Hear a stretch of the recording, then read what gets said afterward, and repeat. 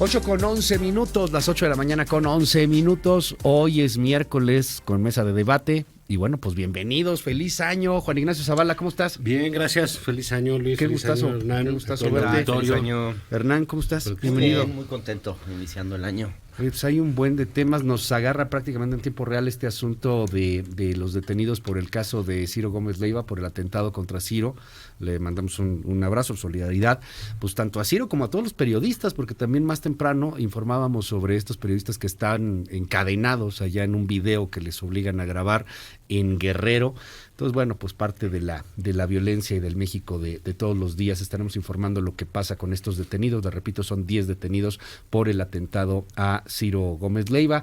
Pero pues hay mucho más. Está la cumbre, está el asunto del choque del metro, la recaptura de Ovidio Guzmán. ¿Por dónde quieren empezar? Bueno, y está el caso de la Suprema Corte, ¿no? Yasmín Esquivel. Yasmín Esquivel. Bueno, son dos cosas, plagio. ¿no? Ahora sí que una buena y una mala, ¿no? En la Corte, la buena, pues me parece que la Corte dio muestras de independencia muy clara.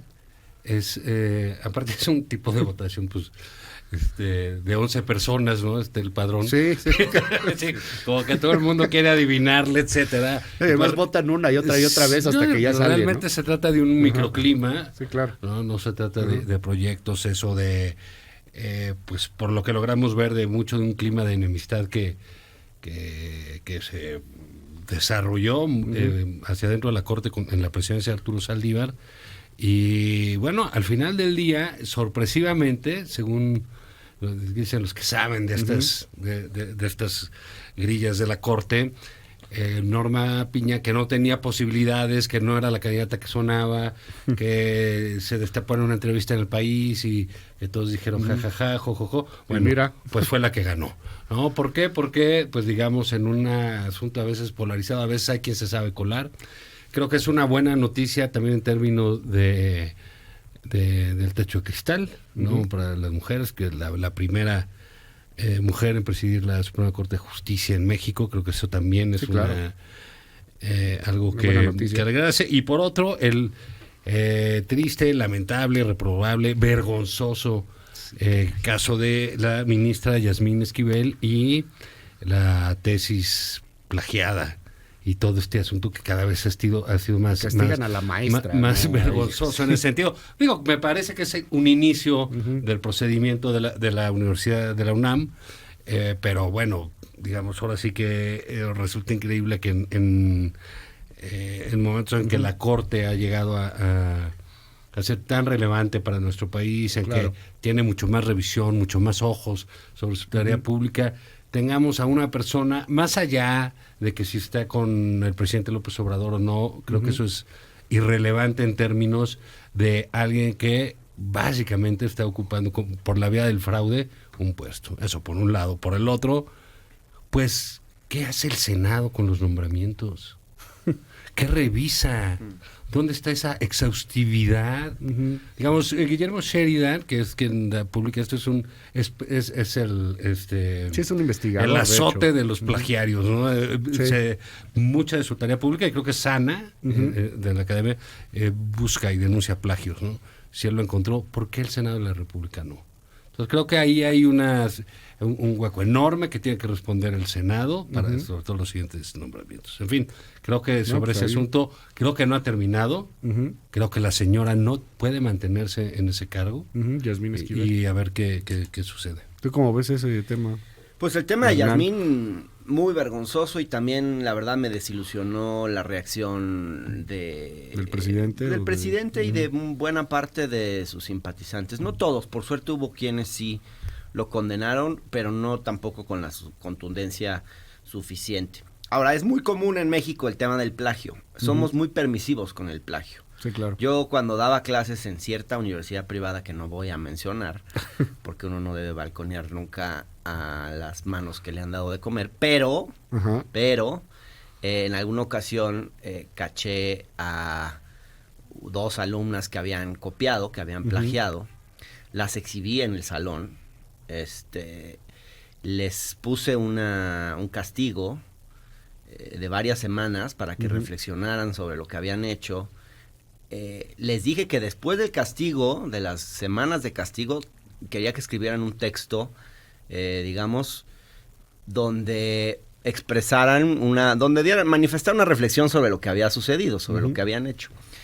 Y después de eso iba yo a decidir si se podían quedar o no. Bueno, pues hubo, creerán o no ustedes, pero hubo una interferencia por parte de algunos profesores que salieron a defenderlas. Y a pedir que yo no las expulsara. Entonces, hay una cosa muy permisiva desde la universidad con el tema del plagio en México.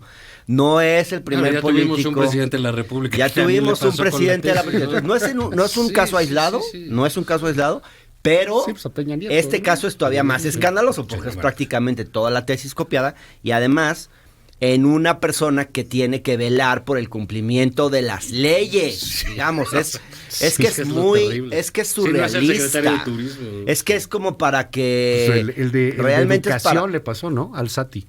Fausto Alzati, también. Pero digamos, yo creo que en un ministro de la Corte o ministra es todavía lo peor de todo, porque es como que, híjole, sí, ya no sabes en quién confiar, o sea, se supone que es la última autoridad que define, digamos, la constitucionalidad. Sí, qué fuerte. En un país y que tiene que dar el ejemplo, como escribió Jesús Silva Herzog este lunes, me gustó mucho su artículo, por cierto.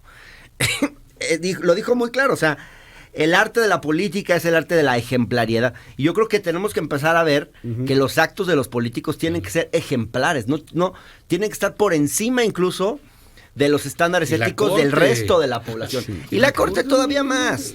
A ver, realmente yo creo que Yasmín Esquivel no tenía posibilidades de ser presidenta. Aparte, pues, no tenía posibilidades de ser presidenta de la Corte.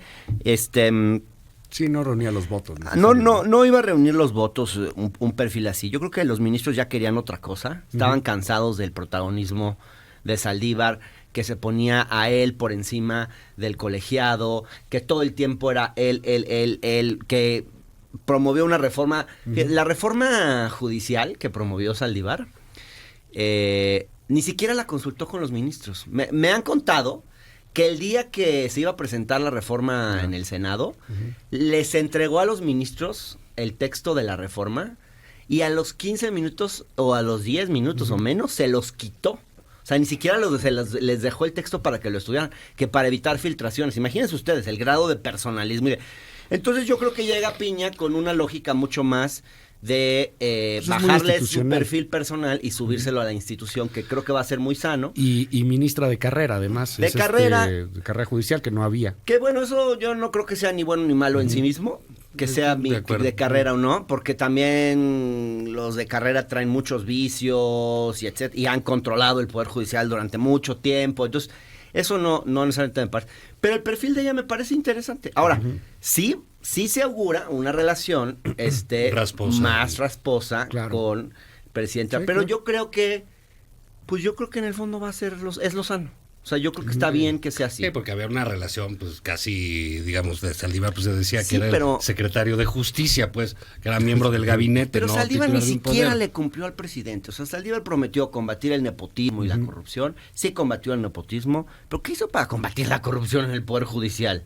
Digamos, realmente no se avanzó en ese tema. O sea, la corrupción en el Poder Judicial no se combatió de raíz. Centralizó el poder en él, digamos, mucho más de lo que ya estaba. Sigue siendo él el presidente de la Corte y del Consejo de la Judicatura, todo en una misma figura, cosa que no es deseable. Eso no pasa en otros países. Y realmente no hizo reformas de fondo. Lo que hizo fue aprovechar la reforma para concentrar más poder él. Y lo que obtuvimos fue una cosa bastante mediocre, diría yo. Entonces, tampoco es que Saldívar me impacta, es la gran asignatura pendiente, la corrupción en el Poder Judicial. Todo lo que ha ocurrido, apenas es 11 de enero. Sí, no, a ver, o sea, el 1 de enero es que sí, de repente digo, oye, pues ya lo de la Corte ya pasó. No, pues es que pasó apenas hace 10 días. Sí, o sea, fue el 2, ¿no? Sí, y luego vino lo de Ovidio Guzmán. ¿Cómo vieron eso? Sí.